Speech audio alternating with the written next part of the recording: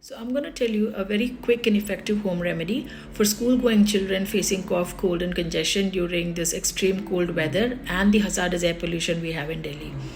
So this is an ajwain potli, dry roasted carom seeds or ajwain. It can be used to give hot fermentation to the chest and the upper back of children. This is an excellent decongestant and it will ease out their breathing. Second one, you can make a cough syrup made up of 3 tablespoons of organic honey, 1 piece of crushed ginger and 2 pinches of turmeric. So honey, ginger and turmeric, mix it, and that mixture 1 teaspoon 3 to 4 times a day can be given.